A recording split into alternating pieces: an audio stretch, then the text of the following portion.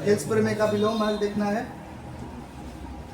प्रमेय क्या कर रहा है, यदि किसी त्रिभुज में यदि एक रेखा, जैसे त्रिभुज हो गया तो कह रहा है यदि एक रेखा, ये वाला एक रेखा हो गया, नाम है इसका ABCDE हो गया। यदि एक रेखा किसी त्रिभुज की, यानी ABC त्रिभुज हो गया, तो किसी त्रिभुज की दो भुजाओं को, यानी AB और AC दोनों भुजाओं को एक ही अनुपात में विभाजित करें। कौन रेखा विभाजित कर रहा है? ये वाला DE रेखा AB को और AC को एक ही अनुपात में विभाजित कर रहा है। एक ही अनुपात में विभाजित करने का मतलब कि AD बटा DB बराबर AE बटा AC। यदि एक रेखा किसी त्रिभुज की दो भुजाओं को, दो भुजा मतलब AB और AC, दो भुजाओं को एक ही अनुपात में विभाजित करे, तो तीसरा भुजा के क्या होता है? समानांतर होता है, यानी हाई वाला इसके समानांतर है, सिद्ध करना है। प्रमेय आया समझ में? ये चित्र है, ABC एक का है, त्रिभुज है जिसमें AD बटा DB AE बटा EC अनुपात में दिया हुआ है। हम लोग को सिद्ध करना है कि DE समानांतर है BC। भाषा लिखाएगा पहले, ABC एक त्रिभुज है, ABC एक त्रिभुज है जिसमें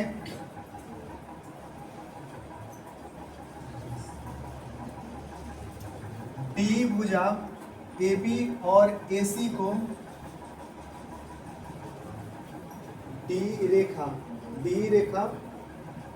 AB तथा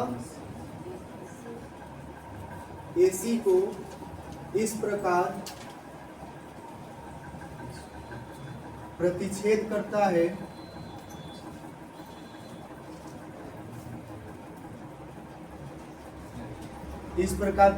करता है कि यह भुजा क्या होता है? एक ही अनुपात में विभाजित होता है, यानी AD बटा DB बराबर AE बटा AC। ये हो गया पहला समीकरण, EC हो गया। सिद्ध क्या करना हम लोग को? सिद्ध करना D समानांतर है BC, इतना सिद्ध करना है। ये वाला एक DF अपने से एक हम रेखा लिया है, रचना किया उसको, तो रचना में लिख रहे हैं उसको। अब रचना में हम क्या किए हैं कि DF समानांतर खींचे हैं BC को, हल्का टेढ़ा है वैसे ही खिंचाएगा वो, रचना है। अगर इसके सामने खींच दे तो इस पर ही चल जाएगा वो, तो इसलिए हल्का इसे अलग खींचा है। DF समानांतर खींचे हैं BC के, यानी ये वाला इसके समानांतर है। समानांतर मतलब पता है, इसको अगर हम आगे बढ़ाए तो कहीं भी ये प्रतिच्छेद नहीं करेगा। तो रचना में लिखेंगे DF समानांतर BC,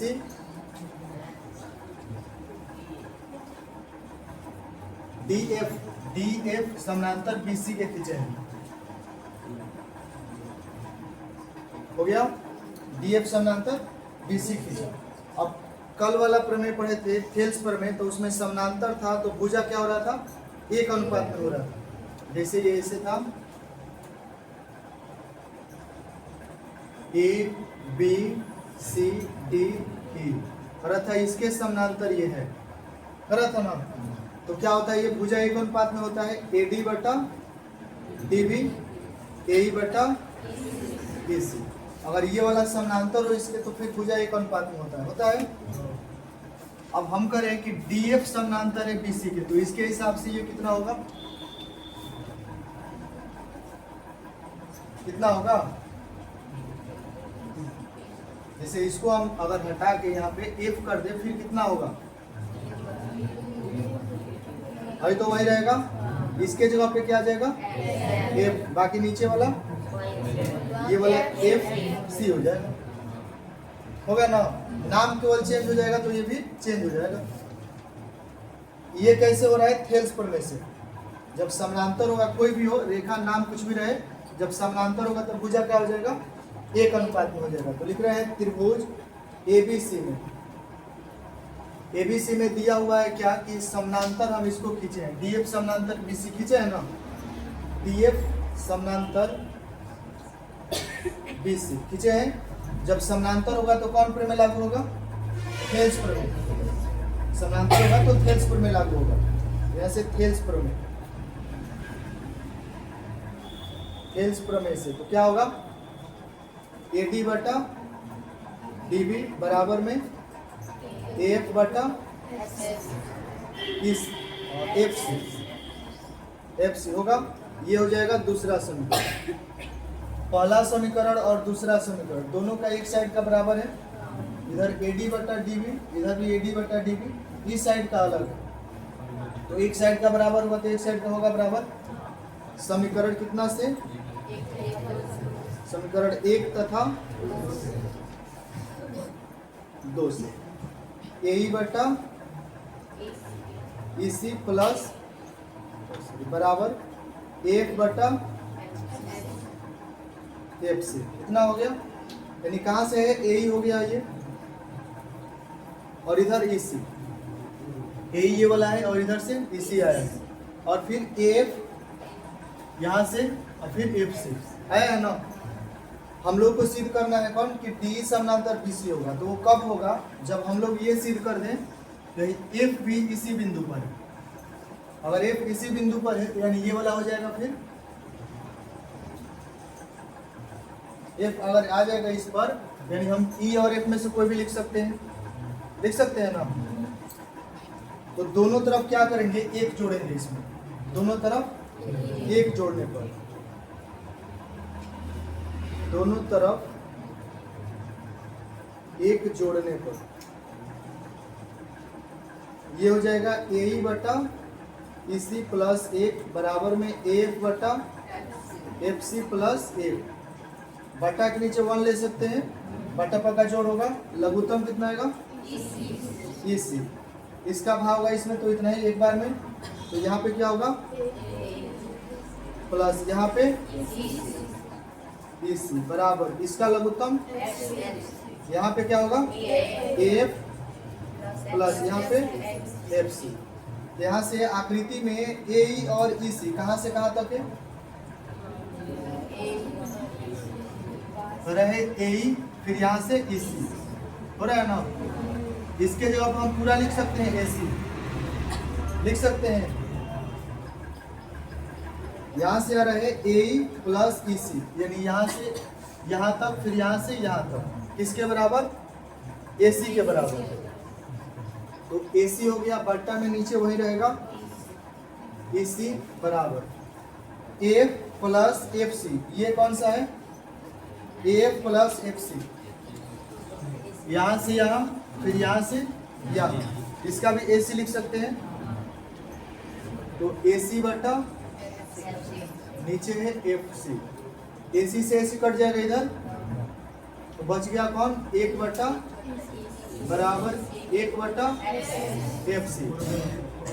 तिरछा तिरछे अगर गुणा करें तो कितना आएगा, कितना हो गया, कौन सा है ये, इसी कौन है आकृति में, ये वाला है, और फिर एफ सी ये वाला है, यानी क्या कर रहे हैं, दोनों बराबर है, तो बराबर है तो इसका मतलब क्या हुआ, एफ बिंदु कहाँ है, ई पर। तो इससे स्पष्ट है कि एफ बिंदु ई पर स्थित है, ई पर स्थित है ना, यानी हम इसी के जगह एफ सी भी रख सकते हैं, एफ सी के जगह इसी भी रख सकते हैं ना। तो यहाँ से हम लोग का ये प्रमेय था, ए डी बटा डी बी एफ बटा एफ सी, यानी एफ के जगह हम क्या रख सकते हैं, डी बी रख सकते हैं, दोनों जब एक ही स्थान पे है तो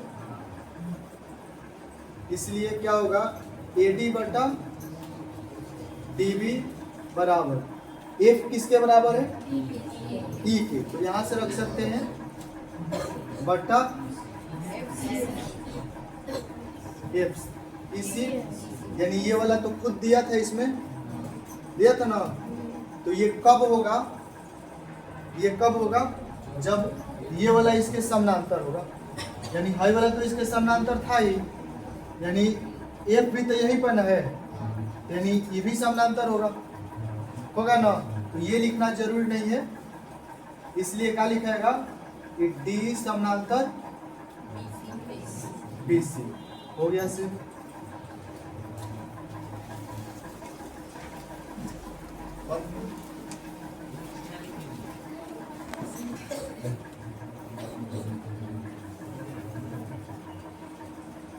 त्रिभुज ABC था एक, डी समानांतर BC सिद्ध करना है, और कह रहा है कि DE भुजा AB और AC पर इस प्रकार स्थित है कि ये दोनों क्या होता है, एक ही अनुपात में विभाजित होता है। जैसे यहाँ पे तो ABC एक त्रिभुज है जिसमें D और AB AC को इस प्रकार, AB तथा AC को इस प्रकार प्रतिच्छेद करता है कि ये भुजा एक अनुपात में विभाजित हुआ है।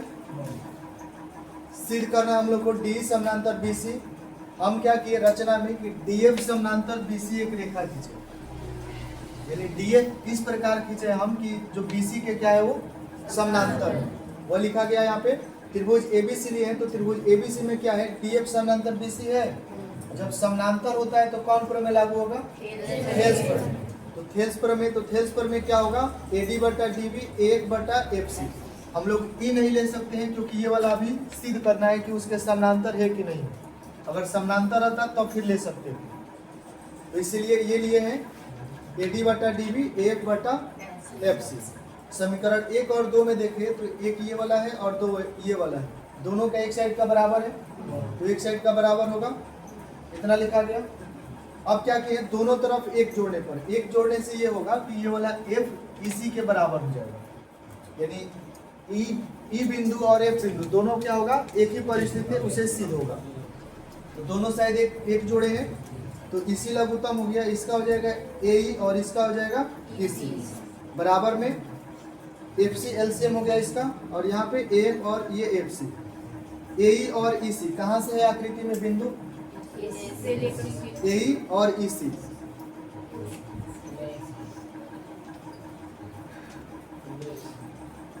तो इसके जगह पे हम क्या लिख सकते हैं, AC लिख सकते हैं। और AF और FC कहाँ से कहाँ तक है, यहाँ से यहाँ तक है AF और FC। तो इसके जगह पे क्या लिख सकते हैं, AC। दोनों के जगह पे AC लिख दिया हम, दोनों से दोनों कट जाएगा। कटने के बाद अगर क्रॉस गुणा करें तो इतना आएगा, यानी EC FC के बराबर है, यानी ये वाला EC FC के बराबर है। यानी जब बराबर है तो F और E बिंदु क्या है, एक ही बिंदु पर स्थित है। जब एक ही बिंदु पर स्थित है तो DF हम समानांतर खींचे थे किसके, BC के, तो D भी तो समानांतर होगा। जब F बिंदु यहीं पे स्थित है तो DF खींचे थे इसके समानांतर, तो D भी तो समानांतर होगा। इससे स्पष्ट है कि F बिंदु E पर स्थित है, और जब स्थित है तो D समानांतर किसके होगा, BC के। हो गया।